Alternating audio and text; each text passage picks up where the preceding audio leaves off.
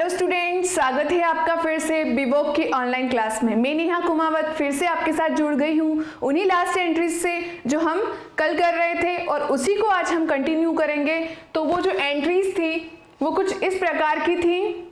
अर्जुन की बुक्स में हम क्या कर रहे थे, ट्रांजैक्शन लिखी हुई थी, उनको हम एंट्री पास कर रहे थे और कुछ रह गई थी वो आज हम कंटिन्यू करेंगे। आज की क्लास में हम उसको कंटिन्यू करेंगे।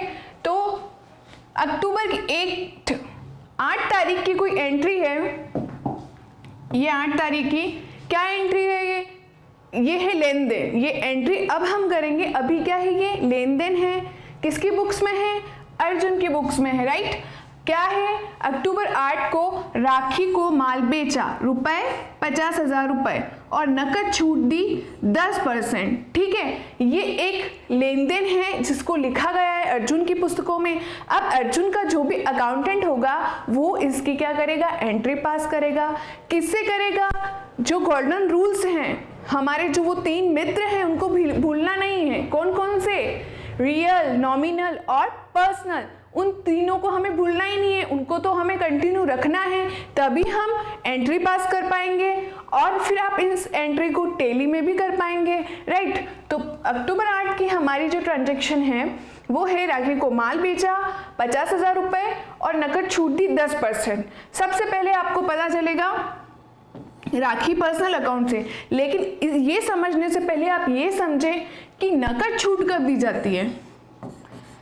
नकद छूट नकद लेन देन में दी जाती है। तो हम समझेंगे जो ये लेन देन है ये किस बेस पर हुई है, ये जो हुई है उधार लेन देन नहीं है, नकद है। क्योंकि नकद छूट कब दी जाती है, तुरंत भुगतान के लिए। इसका मतलब राखी को जब माल बेचा है तो राखी ने तुरंत भुगतान किया है, तो ये कोई उधार लेन देन नहीं है, तो इसमें राखी का नाम नहीं आएगा। जब भी कोई लेन देन उधार होती है तब पार्टी का नाम आता है, लेकिन जब कैश होती है तो किसका नाम आता है, कैश का नाम आता है। जब आप रोकड़ में बिजनेस करते हो तो कैश इफेक्ट होती है, लेकिन जब आप उधार में क्रेडिट पर बिजनेस करते हैं तो पार्टी का नाम आ जाता है, राइट। अब इसमें ये देखेंगे, हमें ये पता चल गया कि ट्रांजैक्शन किस प्रकार की है, नगद लेन देन है, तो इसमें पार्टी कौन, राखी, राखी का नाम नहीं आएगा, राइट। अब नाम किसका आएगा, तो पहले ये देखते हैं कि माल बेचा, माल बिजनेस से गया, कौन सा अकाउंट इफेक्ट हुआ, रियल अकाउंट। रियल अकाउंट का नियम कहता है जाने वाली वस्तु को क्रेडिट करो। अब क्या गया, माल गया और माल का मैंने आपको बता ही दिया, माल का नाम नहीं आएगा, तो बेचा किसका नाम आएगा, सेल। तो यहां क्रेडिट कौन होगा, सेल, तो टू सेल अकाउंट आएगा यहां, राइट। अभी हम अमाउंट का डिस्कस नहीं कर रहे। अब ये देखेंगे कि हम उन्हें माल बेचा तो 50,000 रुपए हमारे पास आए होंगे, लेकिन हमने नगद छूट कितनी दी, 10% दी। यानी 50,000 का हम 10% निकालते हैं, 10% निकालते हैं तो कितना होता है, 5,000। तो 5,000 का हमने क्या दे दिया, छूट दे दी, डिस्काउंट दे दिया कि राखी को हम माल बेच रहे, राखी को बोल रहे तू ले जा 50,000 का माल, लेकिन हम अगर तू फटाफट पेमेंट कर देगी तो मैं तुझे 10% का डिस्काउंट दे रहा हूं, ठीक है। तो 10% का डिस्काउंट दे रहा है तो कैश बिजनेस में क्या हो रही है, आएगी, राइट। तो कैश आने वाली वस्तु से क्या हो जाएगी, debit, cash account debit. Amount का अभी हम नहीं देख रहे, अभी 5,000 डिस्काउंट चल रहा है। तो कैश आप सोचो 50,000 की वस्तु थी, 10% डिस्काउंट दे रहे थे, तो अब कितना आएगा एक्चुअल में हमारे पास, एक्चुअल में हमारे पास 45,000 रुपए आएगा। तो कैश जब होगी वो हमारे लिए 45,000 से क्या होगी, डेबिट होगी, राइट। 45,000 से हमारे लिए कैश क्या होगी, डेबिट होगी। उसी से सेल, लेकिन हमने सेल कितनी करी थी, सेल तो हमने 50 की करी थी, तो 50 से ही क्या हो जाएगा, 50,000 से ही सेल का खाता क्रेडिट होगा। लेकिन आप देखो क्या अमाउंट मैच हो रही है, नहीं हो रही थी। और लास्ट क्लास में मिक्स एंट्री के बारे में बताया था, मिश्रित प्रविष्टि, वो ही यहाँ फॉलो करनी है। क्या करेंगे, एक लेन देन और इसमें डेबिट होगी, क्या होगी वो होगी, मैम ये जो डिस्काउंट दिया है तो अर्जुन ने दिया है, अर्जुन के लिए क्या है, खर्चा है या हानि। जो नॉमिनल अकाउंट का नियम कहता है कि जो भी हमारी हानि है और खर्चा है उसको क्या करो, डेबिट करो, कौन कहता है? नॉमिनल अकाउंट, नाम मात्र का खाता, केवल नाम मात्र का नहीं था, राइट? मैंने बताया भी था वो बहुत काम का है। तो क्या कहता है वो कि जो भी खर्चे हैं, जो भी हानि है, उसको डेबिट कर दो। अब अर्जुन ने माल बेचा और राखी को कहा ये माल ले जा, लेकिन मैं तुझे क्या दे रहा हूँ? डिस्काउंट दे रहा हूँ। तो डिस्काउंट अर्जुन के लिए क्या हुआ? खर्चा हुआ, क्योंकि हम एंट्री किसकी बुक्स में कर रहे हैं? अर्जुन की बुक्स में, राइट? तो ये खर्चा क्या हुआ? डिस्काउंट जो है खर्चा हुआ, और नॉमिनल अकाउंट के नियम से खर्चे को क्या करेंगे? डेबिट करेंगे। तो यहाँ डिस्काउंट का अकाउंट क्या हो जाएगा? डिस्काउंट का अकाउंट डेबिट हो जाएगा 5000 से। अब देखिए, डेबिट 45,000, डेबिट 5,000, यानी टोटल डेबिट 50,000 और क्रेडिट 50,000 से हो रहा है। अमाउंट भी डेबिट और क्रेडिट की मैच हो गई, राइट? और ऐसी ही एंट्रीज को क्या कहा जाता है? मिक्स एंट्री, मिश्रित प्रविष्टि। ठीक है, एक बार मैं उसको वापस क्लियर कर देती हूँ।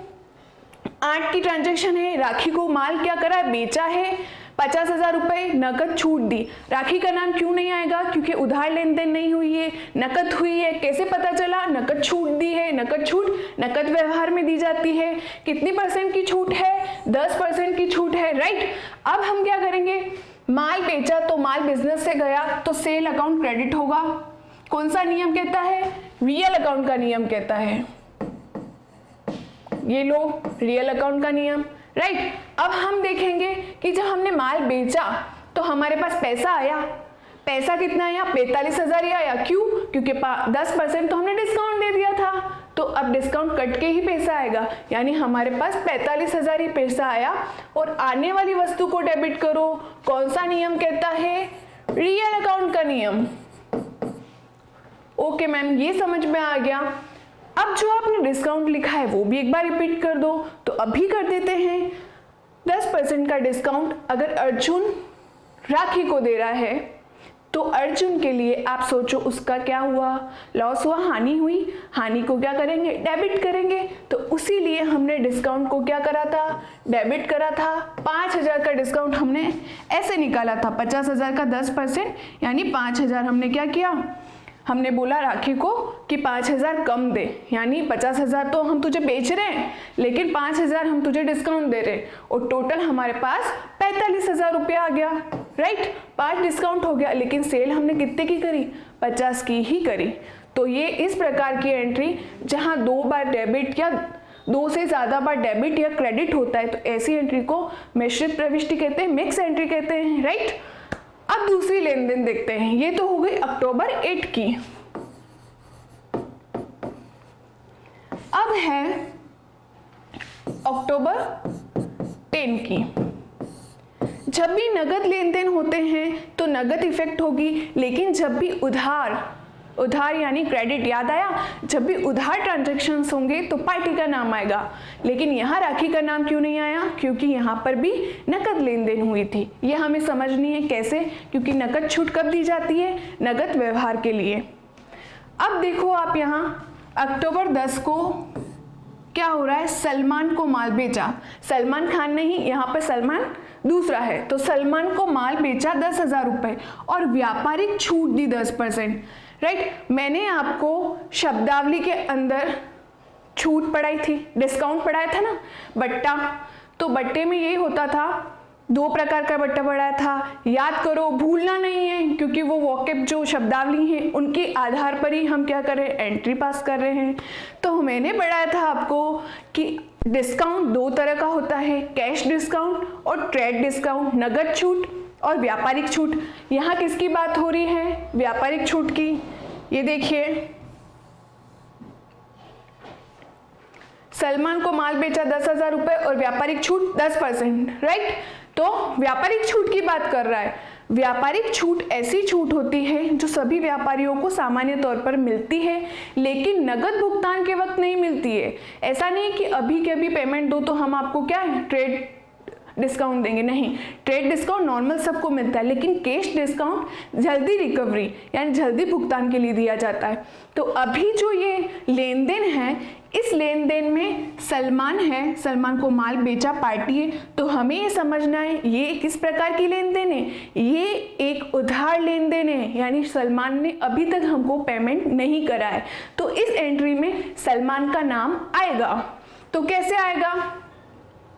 और मैंने आपको ये भी बताया था कि व्यापारिक छूट का लेखा, व्यापारिक छूट की एंट्री पुस्तकों में नहीं करी जाती है। कैश डिस्काउंट की, ये देखिए कैश डिस्काउंट था 10%, तो इसकी एंट्री करी थी, लेकिन व्यापारिक छूट की बहियों में, पुस्तकों में कोई एंट्री नहीं होती है, राइट।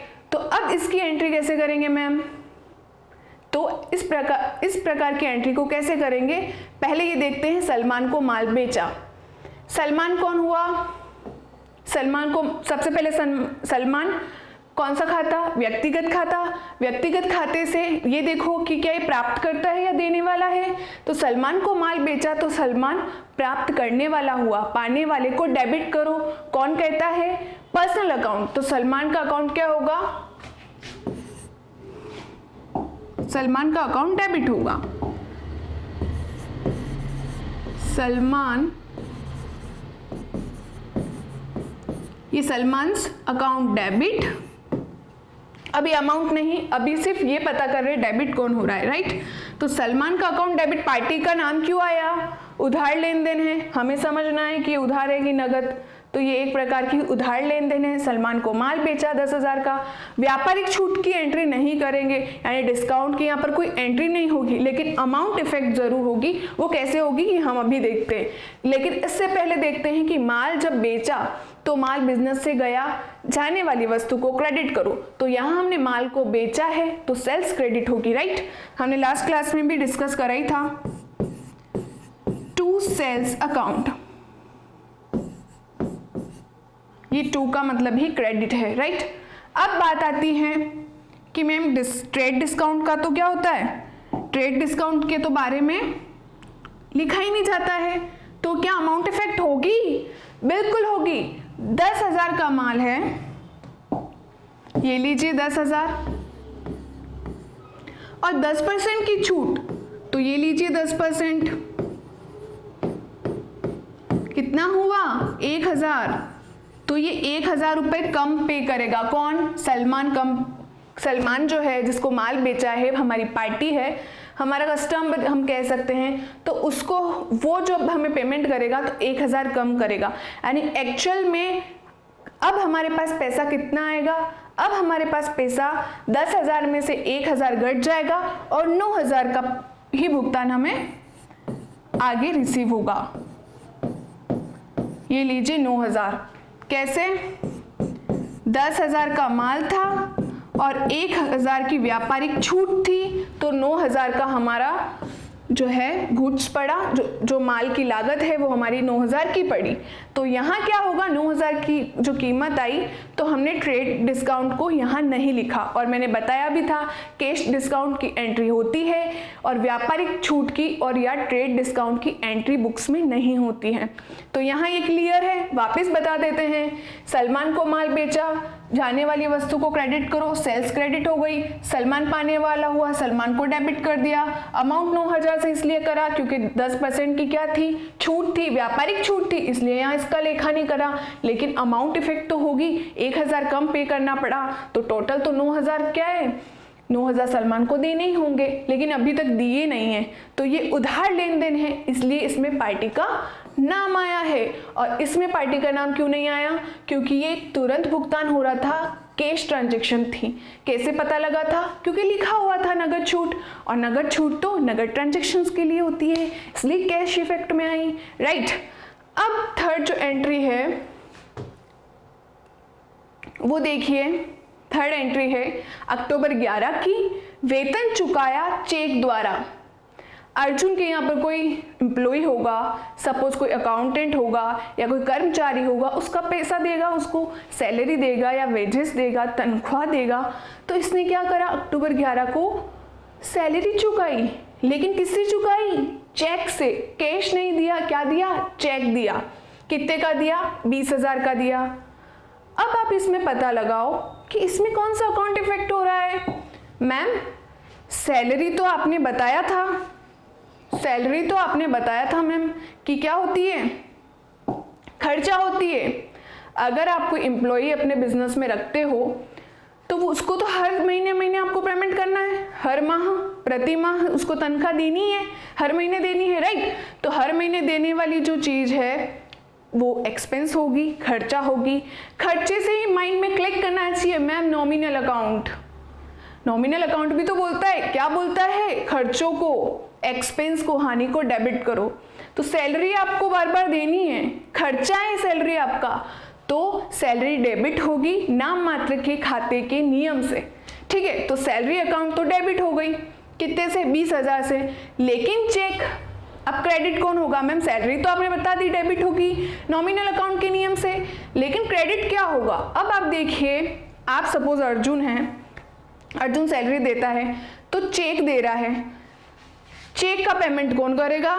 चेक का पेमेंट करेगा बैंक। तो यहाँ देने वाला कौन हुआ? देने वाला हुआ बैंक। तो देने वाले व्यक्ति को, संस्था को क्या करो? क्रेडिट करो। कौन सा नियम कहता है? व्यक्तिगत खाता। तो यहाँ कौन सा खाते का नियम लगा? व्यक्तिगत खाते का नियम, राइट। मैं आपको वापस से इसको बता देती हूँ, फिर से दोहरा देती हूँ। अक्टूबर 11 वेतन चुकाया चेक द्वारा, पैसा दिया है मैम, पैसा दिया है, सैलरी हमारा खर्चा है, सैलरी अकाउंट डेबिट होगा। नॉमिनल अकाउंट का नियम कहता है मैम सैलरी को क्या करो? डेबिट करो। कब करो? जब हमारे लिए वो खर्चा हो, तो खर्चे को हमें डेबिट करना ही होगा, नॉमिनल अकाउंट का नियम कहता है, राइट। तो हमने सैलरी अकाउंट को डेबिट करा, क्यों करा? नॉमिनल अकाउंट का नियम कहता है, ठीक है। नॉमिनल अकाउंट का नियम कहता है खर्चों को और एक्सपेंस को, लॉसेस को डेबिट करो। तो हमने मान लिया वेतन हमें हर बार देना होगा, हमारा खर्चा है, उसको हमने डेबिट कर दिया। लेकिन मैम क्रेडिट क्या? क्रेडिट क्या होगा? चेक से पेमेंट कर रहे हैं, राइट। सैलरी का जो पेमेंट कर रहे हैं चेक से कर रहे हैं। चेक एक तरह से आप समझ सकते हैं बैंक।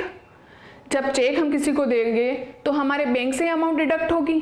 तो देने वाला कौन हुआ? देने वाला हुआ बैंक। संस्था, कौन सी संस्था? कृत्रिम संस्था को भी हमने क्या माना था? आर्टिफिशियल को भी हमने पर्सन माना था। पर्सन से पर्सनल अकाउंट, और पर्सनल अकाउंट वाला कहता है देने वाले को क्रेडिट करो। तो यहाँ देने वाला कौन है? चेक देने वाला बैंक है। तो बैंक अकाउंट यहाँ क्या हो जाएगा? क्रेडिट हो जाएगा। क्रेडिट को हम 2 से डिनोट करते हैं। तो बैंक अकाउंट यहाँ क्या हो जाएगा? क्रेडिट हो जाएगा 20,000 से, राइट। 20,000 से यहाँ क्या हो जाएगा? क्रेडिट हो जाएगा। तो इसी के साथ फर्स्ट, सेकंड, थर्ड और थर्ड एंट्री क्लियर हुई। नेक्स्ट एंट्री क्या है? नेक्स्ट है कमीशन प्राप्त किया 50,000 रुपए। कमीशन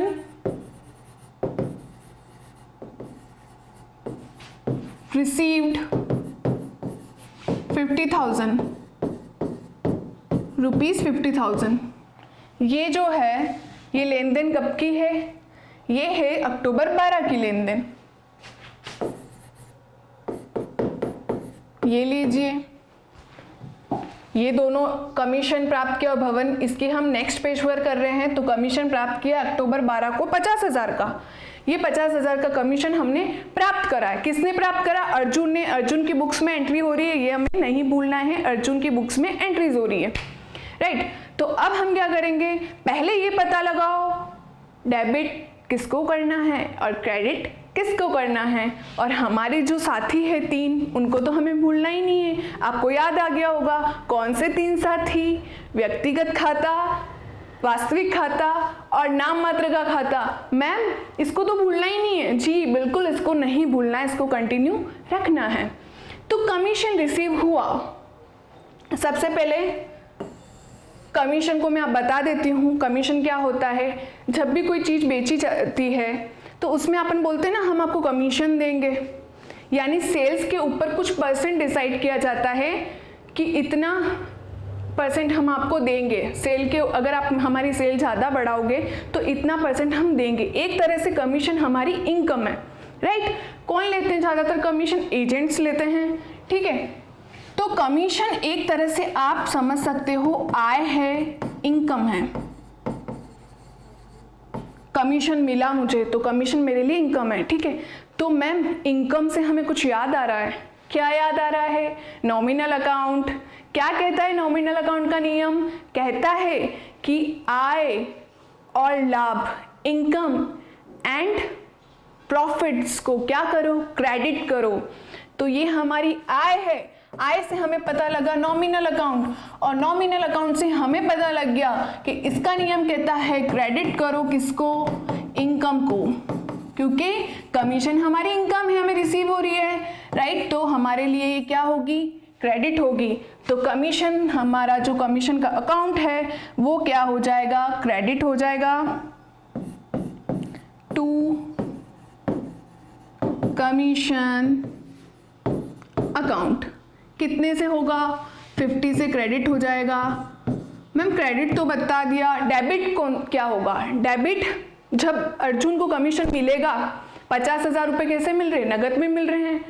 लिखा नहीं है, समझना है कि कमीशन मिला, इसका अर्थ क्या है? कमीशन आपको 50,000 का मिला, जो कैश है, रोकड़ है, बिजनेस में आई। रोकड़ क्या है? कैश क्या है? वस्तु है। वास्तविक खाता कहता है आने वाली वस्तु संपत्ति को क्या करो? डेबिट करो। यहाँ वस्तु संपत्ति क्या आई है? कैश आई है। कैश अकाउंट क्या होगा? कैश अकाउंट होगा डेबिट। कितने से होगा? 50,000 से। तो ये 50,000 हो गया। Cash account debit. आने से, आने पर, आने वाली वस्तु संपत्ति को डेबिट करो। कौन सा नियम कहता है? Real account. कमीशन आय है, पैसा मिला है, व्यापार में आया है, तो जो भी आय है, कमीशन हमारी क्या है? आय है। आय से हमें पता लगा आय क्या है? इनकम है। इनकम से हमें पता है नॉमिनल अकाउंट। नॉमिनल अकाउंट का नियम कहता है मैम इनकम्स एंड प्रॉफिट्स को क्या करो? क्रेडिट करो। आय और लाभों को क्रेडिट करो। ये हमने यहाँ कर दिया। तो कमीशन रिसीव हुआ, कैश आया, आने वाली वस्तु को डेबिट करा, लेकिन कमीशन हमारी इनकम है, इनकम को हम क्या करेंगे? क्रेडिट करेंगे। क्रेडिट के लिए टू डिनोट कर ही रखा है। ये हमारी एंट्री यहाँ क्लियर हो गई। लास्ट एंट्री हमारी है अक्टूबर 13 को भवन खरीदा, बिल्डिंग खरीद ली। अरे वाह, अर्जुन ने क्या करा? बिजनेस तगड़ा चल रहा है, माल बेच भी रहा है, डिस्काउंट भी दे रहा है, वेरी गुड। सैलरी भी दे रहा है अपने एम्प्लॉयज़ को, वेरी गुड। कमीशन भी मिला। अब इसने क्या करा? बिल्डिंग खरीद ली। कितने की खरीदी? 10 लाख की। भवन, भवन यानी बिल्डिंग, बिल्डिंग खरीदी, बिल्डिंग परचेज करी है, राइट। अक्टूबर 13 को, तो अक्टूबर 13 को क्या करा? Building purchased, building purchased rupees 10 lakh. 10 lakh की इसने क्या करी? बिल्डिंग खरीदी, भवन खरीदा, बिजनेस के लिए खरीदा है, ठीक है। बिजनेस के लेन देन लिखे हुए तो हमें यही समझना बिजनेस के ट्रांजेक्शन्स चल रहे हैं। अब हम देखेंगे कि बिल्डिंग क्या है। बिल्डिंग से याद करो हमारी संपत्तियां हैं, बताया था ना, machine, cash, stock, furniture, table, कुर्सी, जो बिजनेस ऑपरेट करने के लिए रखी जाती है, खरीदने बेचने के लिए नहीं रखी जाती है, वो हमारी संपत्ति है।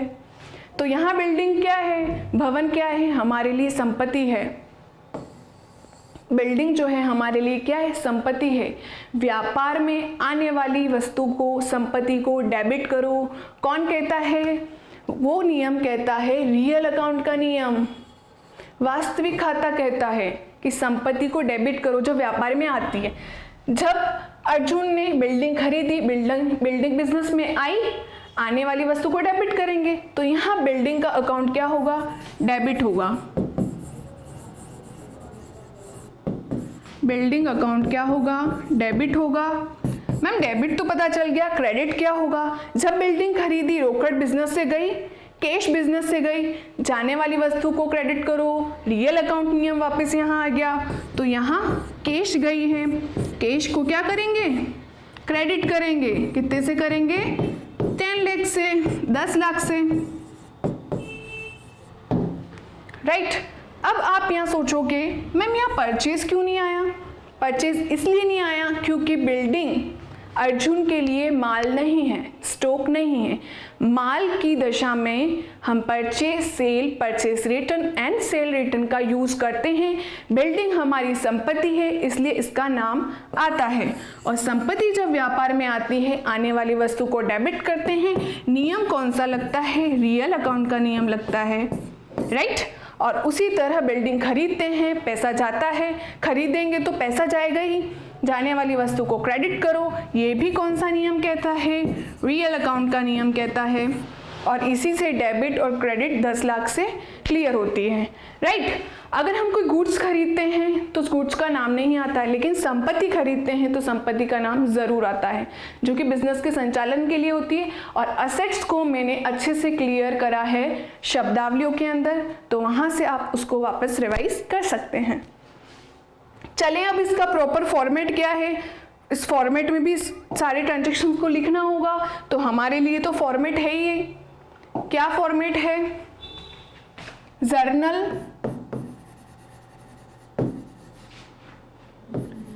जर्नल इन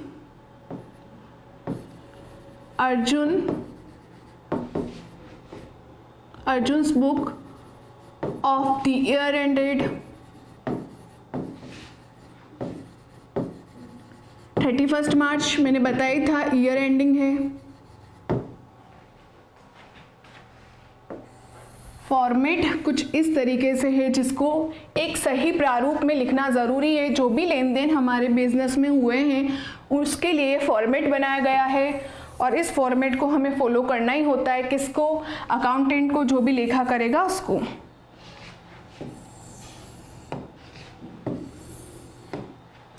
इसके लिए सबसे पहले डेट, जो भी ट्रांजैक्शन जिस डेट को हुए हैं, जिस दिनांक को हुए हैं, वहाँ वो लिखना है। यहाँ पर डेट, यहाँ दिनांक को कहते हैं।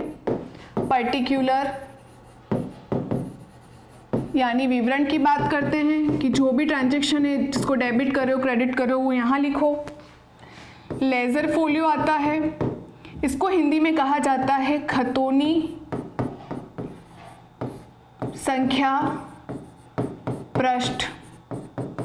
यानी जो आप ये लेज़र बना रहे हो, इसकी जब आप आगे पोस्टिंग करोगे, लेज़र बनाओगे, खतौनी करोगे, तो वो किस पेज पर हुई है, ठीक है। जैसे आप बुक लेते हो, ठीक है, बुक में क्या होता है? एक टॉपिक होता है, फिर इधर पेज नंबर होते हैं, राइट। वो पेज नंबर ही है कि इस टॉपिक के बाद आगे और कहाँ की गई है, तो वो ही पेज नंबर है यहाँ। फिर डेबिट अमाउंट, राइट, अब आपको याद हो जाना चाहिए फॉर्मेट। और क्रेडिट अमाउंट यहाँ पर आएगी। डेबिट और क्रेडिट अमाउंट, पर्टिकुलर और डेट। अब जो भी लेन देन है उसके हमें पता है अक्टूबर से स्टार्ट हो रहे हैं। क्या लेन देन है? सबसे पहले cash account debit, discount account debit to cell.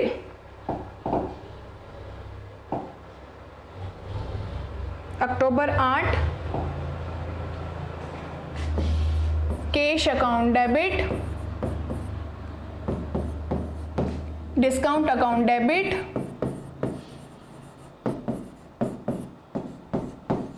To cash. Party का नाम क्यों नहीं आया था? आपको याद आना चाहिए, क्योंकि लेन देन जो हुई है, सॉरी यहाँ कैश नहीं, यहाँ क्या होगा? यहाँ सेल होगा, क्योंकि मैम हमने सेल करी है, सेल को हम क्रेडिट करते हैं और कैश को तो हमने ऑलरेडी डेबिट कर दिया है, तो सेल को हम यहाँ क्या करेंगे? क्रेडिट करेंगे। 45,000 से कैश आई थी, 5,000 हमने डिस्काउंट दिया था, और टोटल जो लेन देन हुई थी, सेल हुई थी, 50,000 की हुई थी। तो ये कैश के सामने इसकी अमाउंट, डिस्काउंट के सामने इसकी अमाउंट, और सेल के सामने इसकी अमाउंट।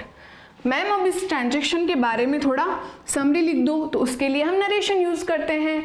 नरेशन में क्या आएगा? बीइंग गुड्स sold to,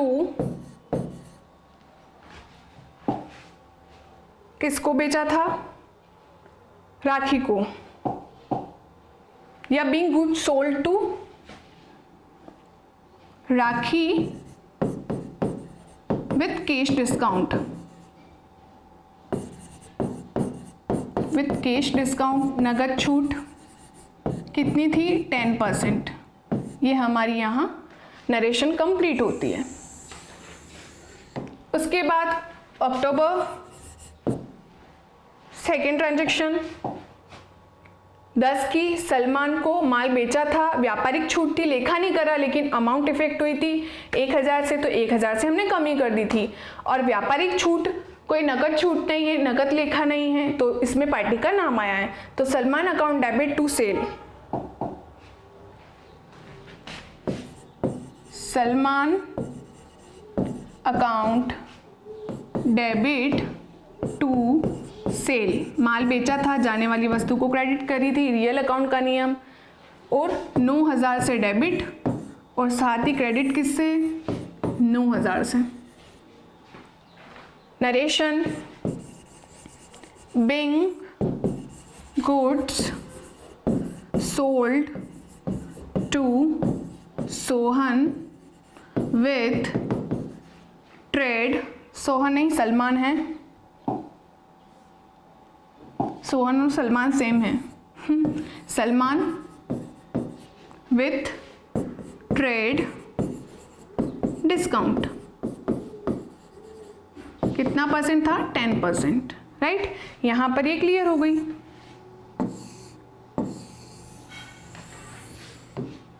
अब है थर्ड क्या है, थर्ड है अक्टूबर 11 की entry.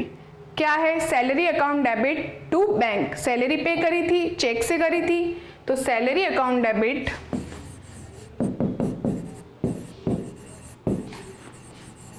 Salary account debit to bank, किसने करी थी, बैंक ने पेमेंट करा था, किससे करा था, चेक से करा था, बैंक देने वाला था, देने वाले को क्रेडिट करा था, और 20,000 की ही डेबिट होगी और 20,000 से ही क्या होगी, क्रेडिट होगी इसकी एंट्री। ये देखिए डेबिट एंड क्रेडिट।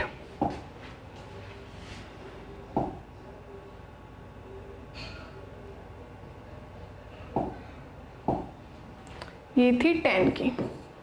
तो 3 पोस्टिंग जो एंट्री है हमने क्या कर दी, बुक्स में एक फॉर्मेट में कर दी, जो हमारा फॉर्मेट चलता है, ठीक है। 2 और रह गई है तो उसको भी कंटिन्यू कर लेते हैं, कोई प्रॉब्लम नहीं है इसमें।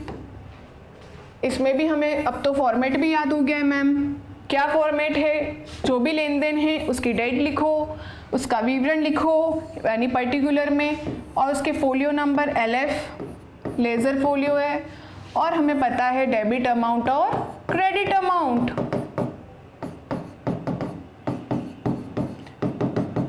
डेबिट क्रेडिट को तो भूलना ही नहीं है, यही अकाउंट्स है। Date particular, right, particular.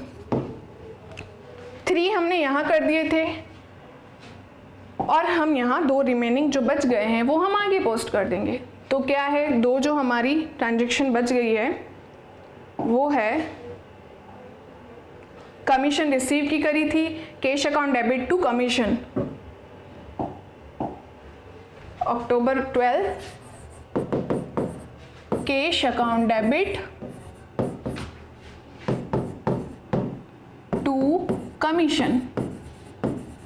Commission receive करा था, इनकम थी, इनकम को क्रेडिट करते हैं नॉमिनल अकाउंट के नियम से, और कितना हमने कमीशन प्राप्त करा था 50,000, तो वो 50,000 हमने यहाँ लिख दिया।